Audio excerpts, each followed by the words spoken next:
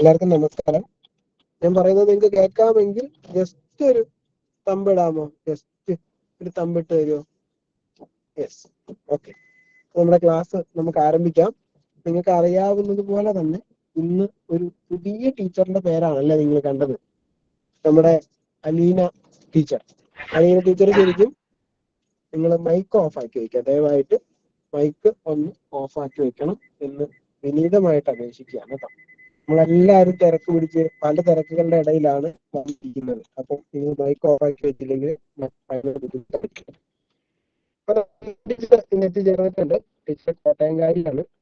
നമ്മുടെ വിദ്യാവിധികൾ പ്രാരംഭത്തിൽ മുതൽ ടീച്ചർ ഉണ്ടായിരുന്നതാണ്. പിന്നെ ടീച്ചറിന്റെ കല്യാണം ടീച്ചർ തിരക്കായതുകൊണ്ട് നമുക്ക് അങ്ങനെ എപ്പോഴും ഒരു ടീച്ചറിനെ കിട്ടാറില്ല. ഒരു സ്പെഷ്യൽ ക്ലാസ് എടുക്കാൻ വേണ്ടിയിട്ടാണ് നമ്മൾ ടീച്ചറിനെ കൊണ്ടുവന്നിരിക്കുന്നത്. ഈ സ്പെഷ്യൽ ക്ലാസ് പറയുന്നത് സൈക്കോളജിയുടെ ക്ലാസ് ആണ്. സൈക്കോളജി പഠിച്ചു തുടങ്ങിയവരും സൈക്കോളജി ഒന്നും പഠിച്ചു തുടങ്ങാത്തവരും സൈക്കോളജിക്ക് വേണ്ടിയിട്ട് ക്ലാസ്സുകൾ കണ്ടവരും അടക്കം എല്ലാവരും ഇതിലുണ്ട്.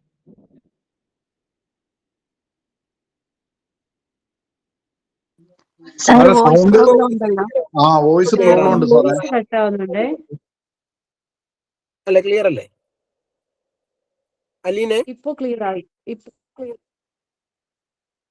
ഓക്കെ.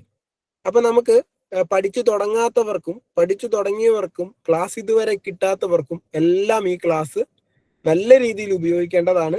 അതുകൊണ്ട് മൈക്കൊക്കെ ഓഫ് ആക്കി വെച്ച് മാക്സിമം സമാധാനത്തോടെ ഇരുന്ന് ക്ലാസ് കൂടുക. നമ്മുടെ ക്ലാസ് നയിക്കാനായിട്ട് നമ്മുടെ പ്രിയ ബഹുമാനപ്പെട്ട അലീന ടീച്ചറിനെ ഒത്തിരി സ്നേഹത്തോടു കൂടി ക്ഷണിക്കുന്നു. അലീന ടീച്ചറെ, എന്തോ തുടങ്ങാം നമുക്ക്.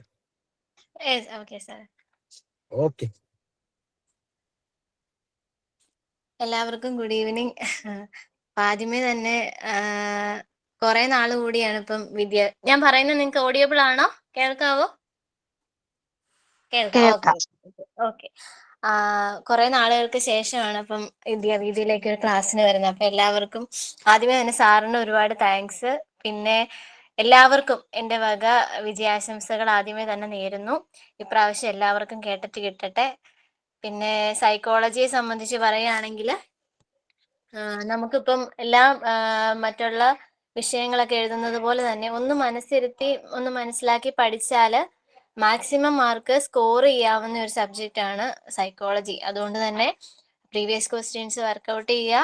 ഇപ്പൊ ഇന്ന് തന്നെയാണെങ്കിൽ ഞാൻ നിങ്ങൾക്ക് എപ്പോഴും നമ്മുടെ ക്വസ്റ്റ്യൻസിൽ കാണുന്ന കുറച്ച് ഭാഗങ്ങളുണ്ട്. എപ്പോഴും ഏത് ക്വസ്റ്റ്യൻ പേപ്പർ എടുത്താലും അതിൽ വരുന്ന കുറച്ച് പോർഷൻസ് ഉണ്ട്. അപ്പം അത്രയും ഇമ്പോർട്ടൻ്റ് ആയ കുറച്ച് പോർഷൻസ് ആണ് നിങ്ങൾക്ക് ഇന്ന് പറഞ്ഞു തരാൻ വേണ്ടി ഞാൻ എടുത്തത്. അപ്പം ഉള്ള സമയം കൊണ്ട് എനിക്ക് പറ്റുന്ന പോലെ മാക്സിമം ഞാൻ നിങ്ങൾക്ക് പറഞ്ഞു തരും. അപ്പൊ എന്തായാലും ഇപ്പൊ ഇതിനെപ്പറ്റി ഇപ്പൊ ആരും നോട്ട് എഴുതാനോ ഒന്നിനും പോവണ്ടെന്നാണ് എനിക്ക് ദയവേത് അഭ്യർത്ഥിക്കാനുള്ളത്. കാരണം നമ്മൾ ആദ്യം പറയുന്ന കാര്യം ശ്രദ്ധിച്ച് കേൾക്കുക, മനസ്സിലാക്കുക.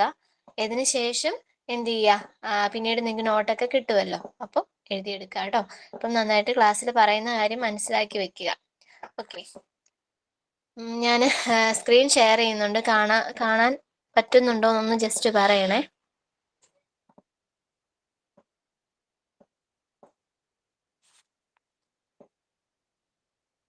കാണാൻ പറ്റുന്നുണ്ടോ നിങ്ങൾക്ക്? ഉണ്ട് ടീച്ചർ.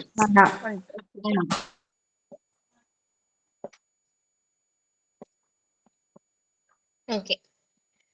ആദ്യമേ തന്നെ ഞാൻ ഈ വളർച്ചയും വികാസവും എടുത്ത് എന്തുകൊണ്ടാന്ന് നിങ്ങൾക്ക് അറിയാമായിരിക്കും. കാരണം നമ്മുടെ ഏത് ക്വസ്റ്റ്യൻ പേപ്പർ എടുത്താലും ഒരു ക്വസ്റ്റ്യൻ ഇങ്ങനെ ഒരു ഭാഗത്ത് നിന്നുണ്ടല്ലേ. സോ അതുകൊണ്ടാണ് ഇന്ന് തന്നെ ക്വസ്റ്റ്യൻ നമുക്ക് നോക്കാം, എന്നിട്ട് അതിൽ നിന്ന് ഇങ്ങോട്ട് വരാം. ഓക്കെ. ഇവിടെ ഒരു ക്വസ്റ്റ്യൻ നിങ്ങൾ നോക്കിക്കേ. 2 കുട്ടികൾ ഒരേ രീതിയിലും നിരക്കിലും പഠിക്കുകയും വളരുകയും ചെയ്യില്ല എന്ന് മനുഷ്യ വികാസത്തിന്റെ ഏത് തത്വത്തിലാണ് പ്രതിപാദിക്കുന്നത്? ഇവിടെ നിങ്ങൾ ഏതെങ്കിലും ടിക്ക് മാർക്ക് ചെയ്തിട്ടുള്ളതൊന്നും ഉത്തരമായിട്ട് കണക്കാക്കരുത്. കാരണം ഇതൊരു ക്വസ്റ്റ്യൻ പേപ്പർ ആണ്. അപ്പൊ അതില് അവർ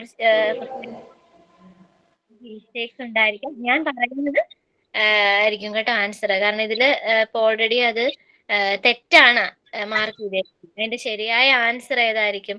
2 കുട്ടികൾ ഒരേ രീതിയിലും നിരക്കിലും പഠിക്കുകയും വളരുകയും ചെയ്യില്ല എന്ന മനുഷ്യ വികാസത്തിന്റെ ഏത് തത്വത്തിലാണ് പ്രതിപാദിക്കുന്നത് എന്നാണ് ക്വസ്റ്റ്യൻ. നോക്കിക്കേ, നമ്മുടെ ഓപ്ഷൻസ് എന്തൊക്കെയാണ്? വികാസം രേഖീയമല്ല, മറിച്ച് ചാക്രികമാണ്. വികാസം അനസ്യൂതമാണ്, അല്ലെങ്കിൽ ഡെവലപ്മെന്റ് ഈസ് കണ്ടിന്യൂസ്. വികാസത്തിന്റെ ഗതിയിൽ വ്യക്തി വ്യത്യാസം ഉണ്ടാകും. വികാസം പ്രവചനീയമാണ്. ഏതായിരിക്കും ആൻസർ? എനിവൺ ഒരാളെ പറയാൻ പറ്റുമോ?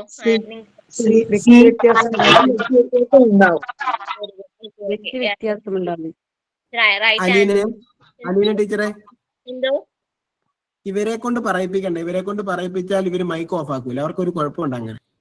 ആണോ? എങ്കിലും ഓക്കെ, ഞാൻ അല്ലെങ്കിൽ അവര് ഇച്ചിരി അനുസരണ ഇല്ലാത്തവരാ. അവർക്ക് ടീച്ചർമാരുടേതായ കുറച്ച് ജാടയൊക്കെ ഉണ്ട്. പറഞ്ഞപ്പോ തന്നെ സിംല ഷാജഹാൻ മൈക്ക് ഓൺ ആക്കി വെച്ചേക്കാം. തുടങ്ങിയപ്പോ തൊട്ടേ മൈക്ക് ഓൺ ആക്കി വെച്ചേക്കാം. അപ്പൊ അതുപോലെ നമ്മൾ ഇവർ പറഞ്ഞാൽ കേൾക്കൂല. പറഞ്ഞ അനുസരിക്കാത്തവർക്ക് അതനുസരിച്ച് കുറച്ച് കൊടുത്താൽ മതി. Okay okay sir. അപ്പൊ ശരിയായ ആൻസർ സി ആണല്ലേ? കാരണം എന്താണ്?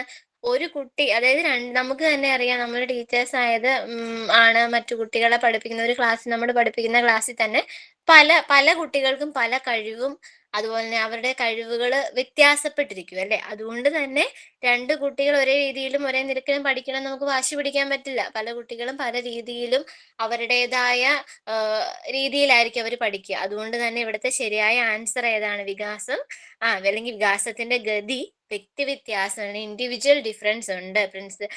Development has individual difference. അതാണ് ഇവിടുത്തെ ആൻസർ. ഇനി അങ്ങനെയാണെങ്കിൽ മറ്റ് ഇവിടെ ഓപ്ഷൻസ് നമുക്ക് തന്നിട്ടുണ്ടല്ലോ. വികാസം രേഖീയമല്ല, മറിച്ച് ചാക്രികമാണ്. വികാസം അനസ്യൂതമാണ്. വികാസം പ്രവചനീയമാണ്. ഇനി നമുക്ക് പറയാൻ പറ്റില്ല, കാരണം ഇനി വേറൊരു രീതിയിലാണ് ക്വസ്റ്റ്യൻ വരുന്നെങ്കിൽ. അതുകൊണ്ട് നമുക്ക് ഈ പ്രിൻസിപ്പിൾസ് ഓഫ് ഡെവലപ്മെന്റ് അല്ലെങ്കിൽ ഈ വികാസത്തിന്റെ പ്രിൻസിപ്പിൾസ് ഒന്ന് നോക്കിപ്പോവാം. നോക്കിക്കേ, വികാസ തത്വങ്ങൾ എന്ന് പറയുമ്പോൾ ആദ്യം തന്നെ പറയുന്നുണ്ട് നമ്മളെ വികാസം എന്താണ്? അനസ്യൂതമാണ്, അല്ലെങ്കിൽ ഡെവലപ്മെന്റ് ഈസ് കണ്ടിന്യൂസ് അല്ലെ? അതായത് നമ്മുടെ വികാസം എന്ന് പറയുന്നത് നമ്മുടെ ജീവിതത്തിലുടനീളം നടക്കുന്ന ഒരു പ്രക്രിയയാണ്. അതുകൊണ്ട് തന്നെ വികാസത്തെ നമുക്ക് എന്തെന്ന് വിളിക്കാം? അതായത് ഒരു കുഞ്ഞിന്റെ ഒരു കുഞ്ഞ് അമ്മയുടെ വലിയ ഗർഭധാരണം മുതൽ അതിന്റെ മരണം വരെ നടക്കുന്ന ഒരു തുടർ പ്രക്രിയയാണ് ഈ പറയുന്ന വികാസം. അതുകൊണ്ടാണ് വികാസം അനസ്യൂതമാണ് എന്ന് പറയുന്നത്. ദെൻ അടുത്തത് പറയുന്നത് എന്താണ്? വികാസം ഒരു ഗതി നിയമം പാലിക്കുന്നു എന്നാണ് അല്ലെ? സോ എന്താ ഗതി നിയമം പാലിക്കുക എന്ന് പറയുന്നത്? അതായത് ഒരു കുഞ്ഞ് ജനിച്ചു, അതിന്റെ പ്രാരംഭം മുതൽ ഓരോ തലത്തിലേക്ക് ചെല്ലുമ്പോഴും അതിന് ഒരു പ്രത്യേക അല്ലെങ്കിൽ ഒരു ഡെഫിനിറ്റ് ആയിട്ടുള്ള കുറെ എന്താണ് ഗ്രോത്ത് നടക്കുന്നുണ്ട് അല്ലെ? അവന്റെ ശരീരത്തിന് വളർച്ച സംഭവിക്കുന്നത് പോലെ തന്നെ കുറച്ച് എന്താണ് പറയാണ്, അവന്റെ ഇപ്പൊ കുഞ്ഞ് ആദ്യത്തെ ഏറ്റവും കൊച്ചായിരുന്ന സമയത്ത് അവനുണ്ടാവുന്ന കുറച്ച് അവന്റെ അമ്മയെ തിരിച്ചറിയുന്നു, അല്ലെങ്കിൽ അവന്റെ അച്ഛനെ തിരിച്ചറിയുന്നു, അല്ലെങ്കിൽ അമ്മയുടെ വോയിസ് തിരിച്ചറിയുന്നു. അങ്ങനെ അത് പോയി അവന്റെ ഓരോ ഘട്ടത്തിലും എന്ത് ചെയ്യുന്നു? ഒരു പ്രത്യേക രീതിയിൽ അവന് വികാസം സംഭവിച്ചുകൊണ്ടിരിക്കുന്നു. അതുകൊണ്ടാണ് വികാസം ഒരു ഗതി നിയമം പാലിക്കുന്നു എന്ന് പറയുന്നത്.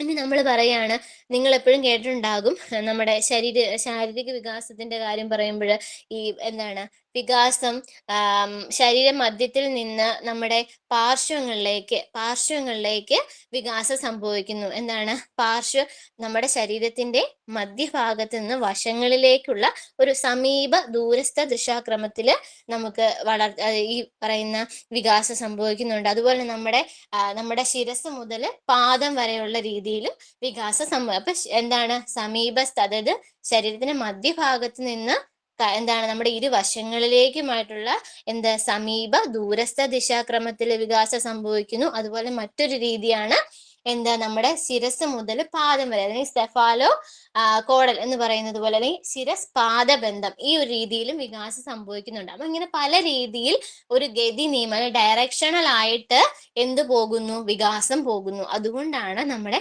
വികാസത്തെ ഗതി നിയമം പാലിക്കുന്നു എന്ന് പറയുന്നത്. ഇതിനടുത്തതാണ് വികാസം ഒരു സഞ്ചിത സ്വഭാവത്തോടു കൂടി ഉണ്ടാകുന്നതാണ്. എന്ന് വെച്ചാൽ എന്താണ്? ഒരു ഉദാഹരണം പറഞ്ഞാൽ, ഒരു ശിശു ഒരു കുട്ടിയെ സംബന്ധിച്ച് അത് കേൾക്കുന്നുണ്ട്, കാണുന്നുണ്ട് അല്ലെ? നമ്മൾ കൊടുക്കുന്ന സാധനങ്ങൾ അത് രുചിക്കുന്നുണ്ട്, സ്പർശിക്കുന്നുണ്ട്. അപ്പൊ ഇതെല്ലാം ചേർന്നിട്ട് അതിനൊരു എന്താ പറയാ ഒരു സെൻസേഷനും ഇത് നമ്മളിപ്പോ കുഞ്ഞിനൊരു മധുരം കൊടുത്തു കഴിയുമ്പോൾ ആ കുട്ടി അത് മധുരമാണ് രുചിച്ചു നോക്കി അത് മധുരമാണെന്ന് ഐഡന്റിഫൈ ചെയ്യുന്നു. അപ്പൊ അതാണ് പറയുന്നത് ഈ ഒരു എന്താണ് ഒരു പ്രത്യേക ഒരു സഞ്ചിത സ്വഭാവത്തോടു കൂടിയാണ് ഈ ഒരു വികാസം സംഭവിക്കുന്നതെന്ന് പറയുന്നത്. അതായത് കുട്ടി ഏതൊരു കാര്യം കണ്ടും കേട്ടും അനുഭവിച്ചും അതിനൊരു എന്ത് കൊടുക്കുന്നു, അതിനൊരു അവൻ്റെതായ ഒരു നിർവചനം കൂടി കൊടുക്കുന്നു. അതാണ് ഈ വികാസം സഞ്ചിത സ്വഭാവത്തോടു കൂടി സംഭവിക്കുന്നു എന്ന് പറഞ്ഞു. അതിന് ഉദാഹരണമായിട്ടാണ് ഞാനിപ്പോ ഈ ഒരു സെൻസേഷന്റെ കാര്യം പറഞ്ഞത്.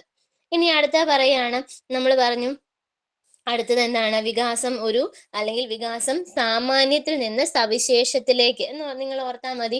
ആ ഒരു സെന്റൻസിൽ തന്നെ കിട്ടും. അതായത് സാമാന്യത്തിൽ നിന്ന് സവിശേഷത്തിൽ, അതായത് ഒരുപാട് കാര്യങ്ങളിലേക്ക് ഇൻവോൾവ് ആകുന്നത് എന്ന ചെറിയ സൂക്ഷ്മമായ കാര്യങ്ങളിലേക്ക് അവൻ ഒതുങ്ങി. ഇപ്പം ഒരു കുഞ്ഞിനെ സംബന്ധിച്ച് നമ്മൾ അവൻ എന്തെങ്കിലും ഒരു സാധനം വളരെ ശിശുവായ ഒരു കുഞ്ഞിന് നമ്മൾ ഒരു സാധനം കൊടുക്കുകയാണെങ്കിൽ, അല്ലെങ്കിൽ ഒരു കളിപ്പാട്ടം നമ്മൾ അവിടെ വെച്ചു കൊടുക്കുകയാണെങ്കിൽ അവരത് കൈകൊണ്ടും കാലുകൊണ്ടും എല്ലാം അത് എന്താണ് അവനത് എങ്ങനെ എടുക്കണം എന്നുള്ളത് അവൻ അറിയത്തില്ല. കൈകൊണ്ട് പിടിച്ച് ചെറിയൊരു സാധനമാണെങ്കിൽ അതൊരു കൈ കൊണ്ട് എടുക്കാം എന്നുള്ളത് അവൻ അറിയത്തില്ല. അവൻ ആദ്യം അത് വായ് കൊണ്ടായിരിക്കും ചിലപ്പോൾ കടിച്ചു നോക്കുന്നത്, ഇല്ലെങ്കിൽ എന്താണ് രണ്ട് കൈ കൊണ്ട് രണ്ട് കാലുകൊണ്ടൊക്കെ അവനത് തട്ടി നോക്കും. അപ്പൊ ഇതാണ് പറഞ്ഞത്. അപ്പൊ അങ്ങനെ ചെയ്യുന്ന ഒരു ശിശു കുറച്ച് പ്രായം കൂടെ, കുറച്ച് നാളുകൾ അല്ലെങ്കിൽ കുറച്ച് പ്രായം കൂടെ കഴിയുമ്പോൾ അവൻ എന്ത് ചെയ്യുന്നു, അത് അവനൊരു ഒരു കൈ കൊണ്ട് എടുക്കാൻ തുടങ്ങുന്നു. അതാണ് സാമാന്യമായ അല്ലെങ്കിൽ മുഴുവൻ ബോഡി ഇൻവോൾവ് ചെയ്യുന്നതിന് പകരം അവനെ എന്ത് ചെയ്യുന്നു, ഒരൊറ്റ കൈ കൊണ്ട് അവനത് എടുക്കുന്നു. അതാണ് എന്താണ് ഡെവലപ്മെന്റ് ഒരു ജനറൽ ആയിട്ടുള്ള, അതായത് പൊതുവായതിൽ നിന്ന് ഒരു സ്പെസിഫിക് ആയതിലേക്ക് പോകുന്നു, അല്ലെങ്കിൽ ജനറൽ ടു സ്പെസിഫിക് നമുക്ക് പറയാം. അതായത് വികാസം ഒരുപാട് സാമാന്യത്തിൽ നിന്ന് എന്ത് ചെയ്യുന്നു, ഒരു വിശേഷത്തിലേക്ക് വിശേഷത്തിലേക്ക് അല്ലെങ്കിൽ ഒരു സ്പെസിഫിക് ആയിട്ടുള്ള കാര്യം ചെയ്യാനായി. ഇപ്പൊ നമ്മൾ പറയാണ് കുഞ്ഞുങ്ങൾക്ക് ഇപ്പൊ എന്താണ് ഈ പറയുന്ന കളിപ്പാട് അവൻ എന്തെങ്കിലും കഴിക്കാൻ കൊടുക്കുന്നത്, അവൻ എന്ത് ചെയ്യും, ഇപ്പൊ എന്ത് കാര്യങ്ങളായും കുഞ്ഞുങ്ങൾ അവർക്ക് അത് അറിയത്തില്ല അത് എങ്ങനെ ഉപയോഗിക്കണം എന്നുള്ളത്, അല്ലെ. കുറച്ചുകൂടി പ്രായം ഓരോ കൈകൊണ്ട് അങ്ങനെ ഒരു ജനറൽ ആയിട്ട് സാമാന്യത്തിൽ നിന്ന് പൊതുവായതിലേക്ക് അവന് പോകുന്നു. പാരമ്പര്യത്തെയും പരിസരത്തെയും ഒരു കുഞ്ഞിന്റെ വികാസത്തെ അല്ലെങ്കിൽ ഡെവലപ്മെന്റിനെ നിങ്ങൾ മൈക്കൊന്ന് ഓഫ് ചെയ്യണം കേട്ടോ.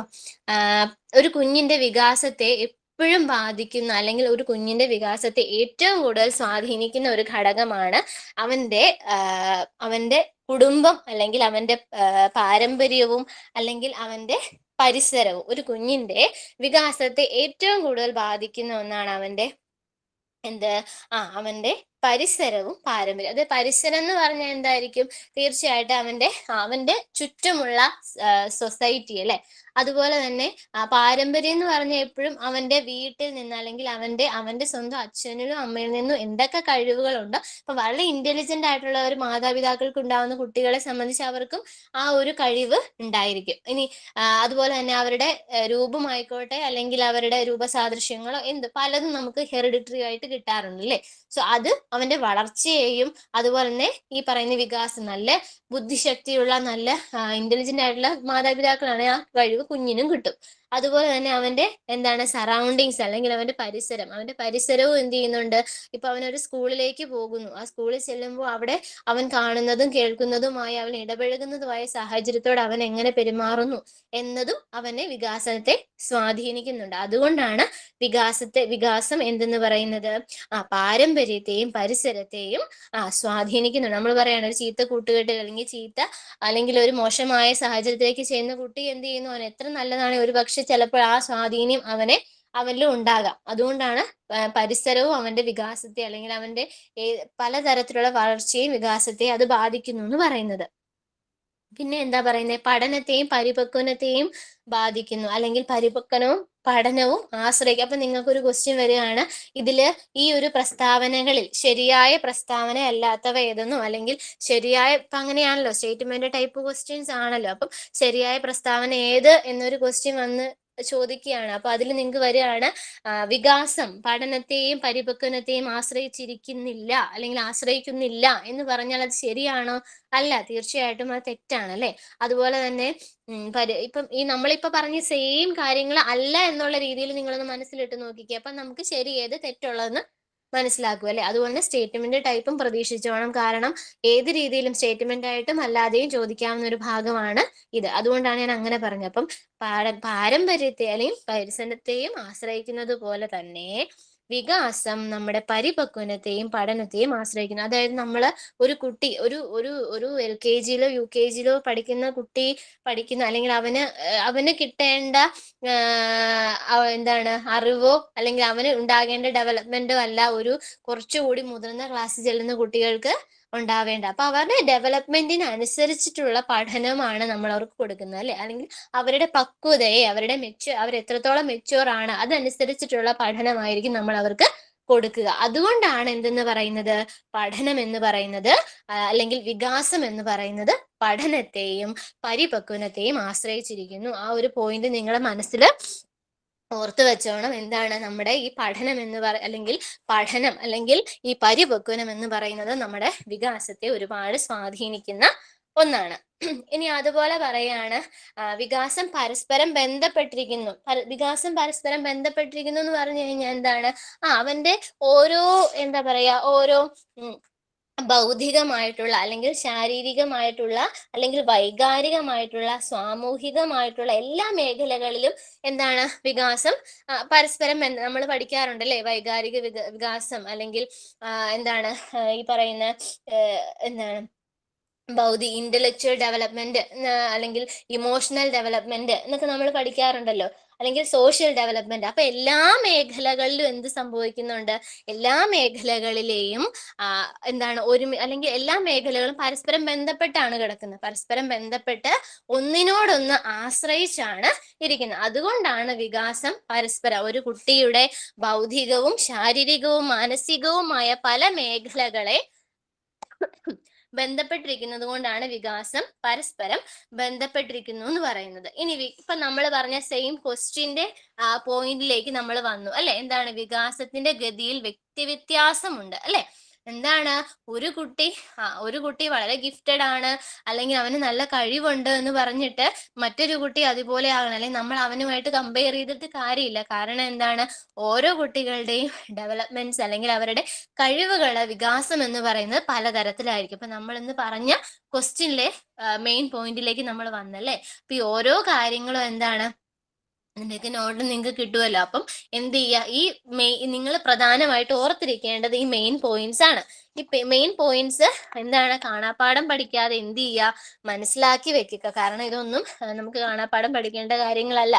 അത് മനസ്സിലാക്കി വെക്കുക. മനസ്സിലാക്കി വെച്ചിട്ട് എന്ത് ചെയ്യുക, അതിന്റെ ആപ്ലിക്കേഷൻ ലെവൽ, ഇപ്പൊ നമ്മൾ പറഞ്ഞ പോലെ ഓരോന്നിന്റെയും ഓരോ ആപ്ലിക്കേഷൻ ലെവൽ ക്വസ്റ്റ്യൻ നമ്മൾ തന്നെ മനസ്സിൽ കണ്ടേക്കുക.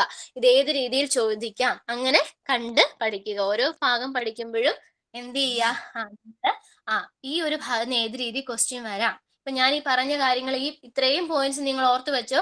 ഒരു പക്ഷേ ഇതിൽ 3 or 4 പോയിന്റ്സ് എന്നിട്ട് നിങ്ങളോട് പറയും ഇതിൽ ഏതാണ് പഠനത്തെ അല്ലെങ്കിൽ വികാസത്തെ സ്വാധീനിക്കാത്തത്, അല്ലെങ്കിൽ വികാസത്തിന്റെ തത്വവുമായി ബന്ധമില്ലാത്തത്, അല്ലെങ്കിൽ ശരിയായ പ്രസ്താവന ഏത് രീതിയിൽ വേണമെങ്കിലും നിങ്ങൾ എന്ത് ചെയ്തോളുക, ആലോചിച്ച് വെച്ചോളുക. ഓക്കെ,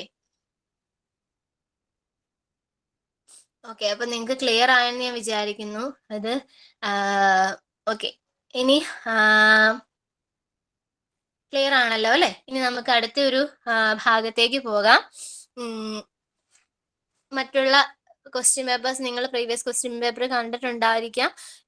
എല്ലാത്തിലും ഏതെന്നൊരു ഭാഗം ഉണ്ടായിരിക്കും, ഈ ഒരു ക്വസ്റ്റ്യൻ ഉണ്ടായിരിക്കും. നമ്മുടെ പഠന വൈകല്യങ്ങൾ എന്ന് പറയുന്ന ഭാഗത്ത് നിന്ന് ഒരു ക്വസ്റ്റ്യൻ മസ്റ്റ് ആണ്, അല്ലെ? സോ നമ്മൾ പഠിപ്പിക്കുന്ന സമയത്ത് കുട്ടികളുടെ പഠന വൈകല്യങ്ങളെ തിരിച്ചറിയുക, അവർക്ക് വേണ്ട നിർദ്ദേശങ്ങൾ നൽകുക എന്നുള്ളത് ഒരു ടീച്ചറെ സംബന്ധിച്ച് അത്യാവശ്യമായ കാര്യമാണ്. അതുകൊണ്ട് തന്നെ പഠന വൈകല്യങ്ങൾ എന്ന് പറയുന്നത് വളരെ ഒഴിച്ചുകൂടാനാവാത്തതാണ്.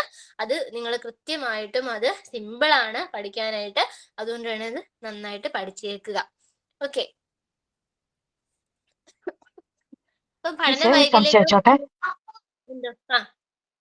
ഡിസ്നോമി എന്താ മിസ് അവസാനം കിടക്കുന്ന? അത് ഞാൻ പറഞ്ഞു വരുന്നതേ അല്ലേ ഉള്ളൂ. ഞാൻ അടുത്ത ചോദ്യത്തിലോട്ട് പോയിരിക്കുന്നത്, അതാ ഞാൻ ചോദിച്ചത്. ഇല്ല ഇല്ല ഇല്ല ഇല്ല, ഞാനിത് പറഞ്ഞിട്ടേ പോവുള്ളൂ. Okay miss, sorry. ഓക്കെ. അപ്പം നമ്മൾ പറയാം, നമ്മുടെ കുട്ടികളിലെ പഠന വൈകല്യം, അതായത് അവർ പഠനത്തില് അനുഭവിക്കുന്ന എന്തെങ്കിലും അല്ലെങ്കിൽ അടിസ്ഥാനപരമായിട്ടുള്ള ഒന്നോ അതോ അല്ലെങ്കിൽ അതിലധികമോ ആയ ഒരു മാനസിക പ്രക്രിയകളുടെ തകരാറും നമുക്ക് വേണേ പറയാം. അവരുടെ മാനസിക പ്രക്രിയകളുടെ തകരാറാണ് ഈ പറയുന്ന പല പഠന വൈകല്യങ്ങൾക്കും കാരണം. അപ്പം അതുപോലെ തന്നെ ഇത് ജനിതക നമ്മുടെ ഹെറിഡിറ്ററി അല്ലെങ്കിൽ നമ്മുടെ ജനറ്റിക് ബേസ്ഡ് അല്ലെങ്കിൽ നമ്മുടെ ജനിതക സംബന്ധമായ ഒരു പ്രശ്നമാണ് ശരിക്കും ഈ പഠന വൈകല്യം എന്ന് പറയുന്നത്. അത് കുട്ടികൾക്ക് നമുക്ക് വേണ്ട നിർദ്ദേശങ്ങളും അതിനെ അവർക്ക് പരിഹരിക്കാൻ അല്ലെങ്കിൽ നമുക്ക് പൂർണ്ണമായിട്ടും അതിനെ അവരിൽ നിന്ന് എടുത്തു മാറ്റാൻ പറ്റുമോ എന്ന് ചോദിച്ചു കഴിഞ്ഞാൽ ഒരു പക്ഷേ നമുക്ക് പറ്റണമെന്നില്ല, നമുക്ക് നടക്കില്ല. പക്ഷെ എന്ത് ചെയ്യാം, നമുക്ക് മാക്സിമം അവർക്ക് വേണ്ട രീതിയിലുള്ള ഒരു ടീച്ചർ, നിങ്ങൾ ഇത് പറയുന്നത് എന്തിനാന്ന് ചോദിച്ചു കഴിഞ്ഞാൽ ഇത് നിങ്ങൾ പഠിക്കുന്ന ഒപ്പം തന്നെ ആ ഒരു സിമ്പിൾ ആയിട്ട് അത് ഇന്നതാണെന്ന് പഠിച്ചു വെക്കാതെ അതിനൊരു ടീച്ചർ ക്ലാസ് മുറിയിൽ എന്തൊക്കെ ചെയ്യാം എന്നുള്ള രീതിയിൽ ഒരു ക്വസ്റ്റ്യൻ കൂടി മനസ്സിൽ കാണണം. അതിന് വേണ്ടിയിട്ടാണ് ഞാൻ അങ്ങനെ കൂടി ഒന്ന് പറഞ്ഞത് കേട്ടോ. ഓക്കെ, അപ്പൊ അതിൽ നമുക്ക് ആദ്യം വരുന്നത് ഏതാണ്? ഡിസ്ലെക്സിയ എന്ന് പറയുന്നത് എപ്പോഴും നമ്മൾ കേട്ടിട്ടുള്ളതാണ്. ഡിസ്ലെക്സിയ അല്ലെങ്കിൽ എന്താ പറയാ, വായനാ വൈകല്യം. ഡിസ്ലെക്സിയ എന്താണ്? വായനാ വൈകല്യം. പേരിൽ നിന്ന് തന്നെ കിട്ടുമല്ലോ വായനാ വൈകല്യം എന്താണ് അല്ലെ? അക്ഷരങ്ങളുടെ ഇപ്പം വായനാ വൈകല്യം എന്ന് പറയുമ്പോൾ അക്ഷരങ്ങള്, ചിഹ്നം അല്ലെങ്കിൽ അതിന്റെ ശബ്ദം ഒക്കെ മാറിപ്പോവുക, അല്ലെങ്കിൽ ആ ഒരു എന്താണോ ആ വാക്ക് അതിന്റെ അർത്ഥബോധത്തോടെ വായിക്കാൻ കഴിയാതിരിക്കുക, അല്ലെങ്കിൽ അക്ഷരം മാറിപ്പോവുക. ഇനി അവിടെ ആ ഒരു വാക്ക് ഇല്ലായിരിക്കാം, പക്ഷെ അവരെന്ത് ചെയ്യും, ആ ഇല്ലാത്ത വാക്കുകൾ കൂടി ചേർത്തങ്ങ് വായിക്കും. ഇങ്ങനെ ഈ വായനയിൽ ഉണ്ടാകുന്ന പലതരത്തിലുള്ള ബുദ്ധിമുട്ടുകളെ അല്ലെങ്കിൽ ഇവരുടെ ഈ വായന വൈകല്യത്തെയാണ് നമ്മൾ ഡിസ്ലെക്സിയ എന്ന് പറയാ. ഇനി അടുത്തതാണ് ലേഖന വൈകല്യം അല്ലെങ്കിൽ ഡിസ്ഗ്രാഫിയ. ലേഖന വൈകല്യം അല്ലെങ്കിൽ ഡിസ്ഗ്രാഫിയ എന്ന് പറയുക. അതായത് എന്താണ്? നമ്മുടെ ഈ റൈറ്റിംഗ് ഡിസോർഡർ, നമ്മൾ കുട്ടികൾക്ക് എഴുത്തിലുണ്ടാകുന്ന അല്ലെങ്കിൽ അവർക്ക് എഴുതുന്നതിന് തടസ്സമായി വരുന്ന പഠന വൈകല്യത്തെയാണ് നമ്മൾ എന്തെന്ന് പറയുക? ഈ ലേഖന വൈകല്യം അല്ലെങ്കിൽ ഡിസ്ഗ്രാഫിയ, റൈറ്റിംഗ് ഡിസോർഡർ എന്നൊക്കെ പറയുക. ഓക്കെ, അപ്പം എന്താണ് കുട്ടികൾക്ക് ഈ പറയുന്ന നമ്മൾ കൈയക്ഷരം, സ്പെല്ലിങ് അല്ലെങ്കിൽ ആശയങ്ങള് ഇതൊക്കെ എഴുതുമ്പോൾ ഇവർക്ക് ഒരുപാട് പ്രയാസം ഇവർക്ക് ഉണ്ടാകും. അതുപോലെ തന്നെ അക്ഷരങ്ങള്, വാക്കുകള് വിട്ടുപോവുക. നിങ്ങൾ തന്നെ നമ്മുടെ ക്ലാസ്സിൽ ചില കുട്ടികൾ ഉണ്ടായിരിക്കുമല്ലോ, ചില വാക്കുകൾ എഴുതുമ്പോൾ അല്ലെങ്കിൽ ചില അക്ഷരങ്ങളൊക്കെ എഴുതുമ്പോൾ അവർ അതിപ്പോ 6 ആണെങ്കിൽ ചിലപ്പോൾ അവർ 9 പോലെ എഴുതി വെക്കും. ഒരു കണ്ണാടിയിൽ ഒരു അക്ഷരം നമ്മൾ എങ്ങനെ കാണുമോ അതുപോലെ ചിലപ്പോൾ അവർ മാറ്റി എഴുതും. ആ രീതിയിൽ പലതരത്തില് കുട്ടികള് എഴുത്തില് എന്ത് കാണിക്കുന്നു, ഈ പറയുന്ന പോലത്തെ മിസ്റ്റേക്സ് വരുത്തുക, അല്ലെങ്കിൽ എഴുത്തില് ഒരു യാതൊരു വിധത്തിലുള്ള ഒരു വൃത്തിയില്ലാതെ അല്ലെങ്കിൽ ഒരു എന്താ പറയാ, ഒരു യാതൊരു വിധത്തിലുള്ള ഒരു ഇതുണ്ടാവും, എന്താ പറയാ, ഒരു വൃത്തിയില്ലാത്തെന്ന് വേണേ പറയാം അല്ലെ. ആ രീതിയിൽ അവര് എന്തൊക്കെയോ എഴുതി വെക്കുന്നു. അതാണ് ഈ പറയുന്ന ലേഖന വൈകല്യം. അതുകൊണ്ട് വളരെ വളരെ സ്ലോ ആയിട്ട് എഴുതാൻ വളരെ ബുദ്ധിമുട്ടുന്ന പിള്ളേരുണ്ടാവും. അങ്ങനെ ഈ പലതരത്തിലുള്ള നമ്മൾ കണ്ടിട്ടുള്ള കാര്യങ്ങളായിരിക്കും ഇതെല്ലാം. അപ്പൊ ഇങ്ങനെയുള്ള കുട്ടികൾ അനുഭവിക്കുന്ന പഠന വൈകല്യമാണ് ഈ ലേഖന വൈകല്യം അല്ലെങ്കിൽ ഡിസ്ഗ്രാഫിയ എന്ന് പറയാം. ഇനി അടുത്തത് നമ്മൾ വരുന്നത് ഗണിതക വൈകല്യം അല്ലെങ്കിൽ ഡിസ്കാൽക്കുലിയ എന്ന് പറയുന്നതിലേക്കാണ്. സോ അവിടെ എന്താന്ന് നോക്കിക്കേ, ആ പേര് ഇത് മൂന്നും നമുക്ക് പഠിക്കാൻ എളുപ്പമായിരിക്കും. കാരണം ഡിസ്ലെക്സിയ വായനാ വൈകല്യമാണ്. ആ പേരിൽ നിന്ന് തന്നെ അത് എന്തിനെ പറ്റിയുള്ള പഠന വൈകല്യമാണെന്ന് മനസ്സിലായി. അടുത്ത ഡിസ്ഗ്രാഫിയ റൈറ്റിംഗ് ഡിസോർഡർ ആണ് അല്ലെങ്കിൽ ലേഖന വൈകല്യമാണ്, അപ്പൊ എഴുതാനുള്ള ബുദ്ധിമുട്ടാണെന്ന് മനസ്സിലായി. ഡിസ്കാൽക്കുലിയ പേരിൽ തന്നെയുണ്ട്, കാൽക്കുലേഷൻസ് അല്ലെങ്കിൽ മാത്തമാറ്റിക്സ് ബേസ്ഡ് ആയിട്ടുള്ള, അതായത് കുട്ടികൾക്ക് ഈ ഗണിതത്തിൽ അവർ ബുദ്ധിമുട്ടുന്ന അല്ലെങ്കിൽ തീരെ ഗണിതത്തിൽ അവർക്ക് യാതൊരു വിധത്തിലുള്ള പ്രോഗ്രസ്സും ഇല്ലാതെ അവർ വളരെയധികം ബുദ്ധിമുട്ട് അനുഭവിക്കുന്നതിനെയാണ് ഈ ഗണിത വൈകല്യം അല്ലെങ്കിൽ ഡിസ്കാൽക്കുലിയ എന്ന് പറയുക. മാത്തമാറ്റിക്കൽ ഡിസോർഡർ എന്ന് നമുക്ക് വേണേൽ പറയാം. അപ്പം അക്കങ്ങളും സംഖ്യകളും ഒക്കെ എഴുതുന്നതിലും കണക്ക് കൂട്ടുന്നതിലൊക്കെ പ്രയാസങ്ങൾ അനുഭവപ്പെടുക, അതുപോലെ തന്നെ ഗണിത പ്രശ്നങ്ങളൊക്കെ അവർക്ക് മനസ്സിലാക്കാനും ഉത്തരങ്ങൾ കണ്ടെത്താനും ഒക്കെ അവർക്ക് ബുദ്ധിമുട്ട് അനുഭവപ്പെടുക, ഇതൊന്നും ഓർമ്മ നിൽക്കാതിരിക്കുക. അതുപോലെ ഇപ്പൊ ഞാൻ പറഞ്ഞ ഒരു എക്സാമ്പിൾ ഉണ്ട്, 6ന് പകരം 9 എഴുതുക. അങ്ങനെ പല രീതിയിലുള്ള ഈ മാത്സുമായിട്ട് ബന്ധപ്പെട്ട അത് ഗണിതവുമായി ബന്ധപ്പെട്ട പ്രശ്നങ്ങളിലും അതുപോലെ തന്നെ അതിന്റെ പഠനത്തിൽ അവരനുഭവിക്കുന്ന ബുദ്ധിമുട്ടിനെയാണ് നമ്മൾ ഡിസ്കാൽക്കുലിയ എന്ന് പറയുന്നത്. ക്ലിയർ ആയെന്ന് വിചാരിക്കുന്നു. അത് മൂന്നും സിമ്പിളായിട്ട് നിങ്ങൾക്ക് ഒരു മാർക്ക് മേടിച്ചോണം. ഇനി അടുത്തതാണ് ഡിസ്നോമിയ. അത് നിങ്ങൾക്ക് കുറെ പേർക്കൊക്കെ അറിയായിരിക്കും. ഇനി അറിയില്ലാത്തവരെ സംബന്ധിച്ച് ആ പേരിൽ നിന്ന് തന്നെ നിങ്ങൾക്ക് ഓർത്താൽ മതി. ഡിസ്നോമിയ, നോമിയ എന്നുള്ള നിങ്ങൾ നെയിം എന്ന് ഓർത്താൽ മതി. അത് കുട്ടികൾക്ക് പലതരത്തിലുള്ള പേരുകൾ പഠിച്ചു വെക്കാനുള്ള ബുദ്ധിമുട്ട് അല്ലെങ്കിൽ അത്തരത്തിലുള്ള ഈ ഒരു ഡിസോർഡർ അനുഭവിക്കുന്ന അല്ലെങ്കിൽ ഈ പേരുകളെ ഓർമ്മിച്ച് വെക്കുക, പേരുകൾ പറയാം, എന്തിന്റെ ആയിക്കോട്ടെ, പേരുകളെ പറ്റി പേരുകളുടെ കാര്യങ്ങൾ വരുമ്പോഴത്തേനും അവർക്ക് അത് ഓർത്തിരിക്കാനുള്ള ബുദ്ധിമുട്ട്, അങ്ങനെയുള്ള പേരുകളെ പറ്റിയുള്ള അല്ലെങ്കിൽ അവർക്ക് എന്ത് പറ്റുന്നില്ല, പേരുകൾ കൃത്യമായിട്ട് ഓർത്തു വെക്കാനോ അല്ലെങ്കിൽ ആവശ്യാനുസരണം അതിനെ നമ്മളിലേക്ക് ആശയം നടത്താനോ ഉള്ള കഴിവില്ലായ്മ. അതിനെയാണ് ഡിസ്നോമിയ എന്ന് പറയുന്നത്. നോം എന്നുള്ളത് ഞങ്ങൾ നെയിം എന്ന് ഓർത്താൽ മതി, പേരുകൾ ഓർത്തിരിക്കാൻ കഴിയാത്ത അവസ്ഥ. ക്ലിയർ ആയെന്ന് ഞാൻ വിചാരിക്കുന്നു കേട്ടോ. ചോദിച്ച മിസ്സിന് മനസ്സിലായി കാണോ ടീച്ചറിന്? മനസ്സിലായി മിസ്സേ, മനസ്സിലായി. ഇനി നമുക്ക് ഈ നമ്മുടെ ഇപ്പൊ പറഞ്ഞ ഒരു പ്രീവിയസ് ക്വസ്റ്റ്യൻ ആണ്. താഴെ പറയുന്നവയിൽ ഏതാണ് ഡിസ്ലെക്സിയ ഉള്ള കുട്ടിക്ക് ഉണ്ടാവാൻ സാധ്യതയുള്ള ബുദ്ധിമുട്ടുകൾ?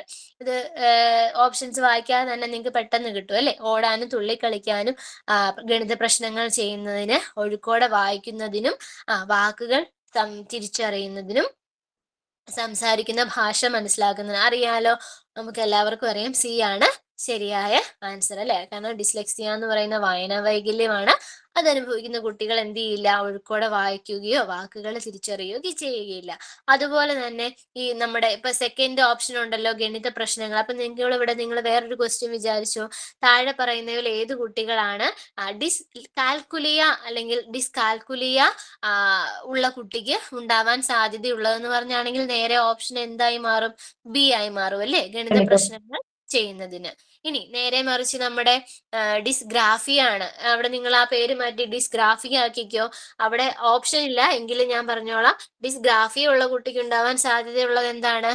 ശരിയായ രീതിയിൽ എഴുത്തിൽ ഉണ്ടാകുന്ന ബുദ്ധിമുട്ടുകൾ അല്ലെ. അങ്ങനെ നിങ്ങൾ ഒരു ക്വസ്റ്റ്യന് തന്നെ നിങ്ങൾ വേറെ വേറെ ഈ 3 കാര്യങ്ങളും കൂടെ ഇട്ടൊന്ന് ആലോചിച്ച് നോക്കിക്കഴിഞ്ഞാൽ നമുക്ക് 3 ഭാഗത്തു നിന്നുള്ള ആ ഒരു എന്താ പറയാ ഒരു ഐഡിയ കിട്ടും. ഓക്കെ, നെയിം ഡിസ്നോമിയ ഒന്നും ഒരുപാട് ചോദിച്ചൊന്നും കണ്ടിട്ടില്ല എങ്കിലും നിങ്ങൾ ഓർത്തു വെച്ചോളൂ, ഒന്നുമില്ല, ആ പേര് നിന്ന് തന്നെ സിമ്പിൾ ആയിട്ട് ഓർത്തിരിക്കാം. ഡിസ്നോമിയ, നോം, നെയിം എന്ന് ഓർത്താൽ മതി. കുട്ടികൾക്ക് പേരുകൾ ഓർത്തിരിക്കാനുള്ള ബുദ്ധിമുട്ട്. ഓക്കെ, ഇത്രയും ഓടാനും തുള്ളിക്കളിക്കാനും ഡിസ്പ്രാക്സിയ അല്ലേ വരിക? അതായത് ശരി, അതിപ്പോ ഞാൻ പറയാത്ത പഠനം, അത് നമ്മുടെ നിങ്ങൾക്ക് കേട്ടിട്ടുണ്ടായിരിക്കാം ഡിസ്പ്രാക്സി. അതായത് ഇത് ഓടുക തുള്ളിക്കളിക്കുക എന്നുള്ളത് നമ്മുടെ എന്താ പറയാ നമ്മുടെ പേശി അല്ലെങ്കിൽ നമ്മുടെ മസിൽസുമായി ബന്ധപ്പെട്ട ഒരു ഡെവലപ്മെന്റ് ആണ് അല്ലെ. സോ അവിടെ എന്താണ്, അവിടെ നമ്മുടെ മസിൽസും പേശികളും ഉപയോഗിച്ച് നമ്മൾ ചെയ്യുന്ന ഒരു കാര്യമാണ് ഈ പേശി സംബന്ധമായ ഓടുക തുള്ളിക്കളിക്കുക അല്ലെ, ആ ഒരു രീതിയിലുള്ള ആക്ടിവിറ്റീസ്. അപ്പൊ അവിടെ വരുന്ന ഡിസ്പ്രാക്സിയാണ്. അപ്പൊ നിങ്ങൾ അതും കൂടെ ഒന്ന് ഓർത്ത് വെച്ചോ. ഡിസ്പ്രാക്സിയ എന്ന് വെച്ചാല് കുട്ടികളുടെ അല്ലെങ്കിൽ കുട്ടികൾക്ക് പേശികളുടെ ചലനവുമായി ബന്ധപ്പെട്ടുണ്ടാകുന്ന ഒരു ശാരീരിക വൈകല്യം. അതൊരു ശാരീരിക വൈകല്യമാണ്.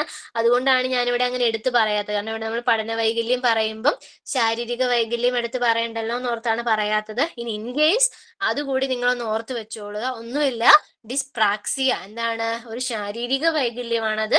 പേശികളുടെ ചലനവുമായി ബന്ധപ്പെട്ടു ഉണ്ടാകുന്നതാണ്. നിങ്ങളോട് പഠന വൈകല്യം ചോദിക്കും എപ്പോഴും ഡിസ്ലെക്സിയ, ഡിസ്കാൽക്കുലിയ, ഡിസ്ഗ്രാഫിയ, ഡിസ്നോമിയ ഒരുപാടൊന്നും ചോദിച്ച് കണ്ടിട്ടില്ല. എങ്കിൽ ഈ 3 വന്നാൽ വിട്ടുപോകരുത്, ചാടിക്കേറി ആൻസറും ചെയ്യരുത്. എന്ത് ചെയ്യുക, 2 പ്രാവശ്യം വായിച്ച് ശരിയായ ആൻസർ ചെയ്താൽ 1 മാർക്ക് മേടിച്ചോളുക. ഓക്കെ, ഇനി ഇത്രയും പറഞ്ഞാൽ നിങ്ങൾക്ക് മനസ്സിലായെന്ന് ഞാൻ വിചാരിക്കുന്നു അല്ലേ.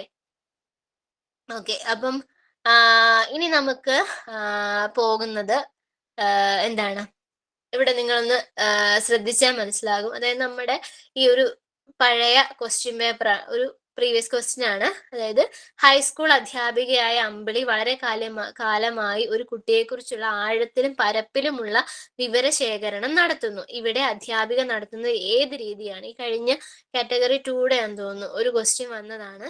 നോക്കിക്കേ, സർവേ രീതി, ആത്മപരിശോധന രീതി, അതുപോലെ പരീക്ഷണാത്മക രീതി, കേസ് സ്റ്റഡി രീതി.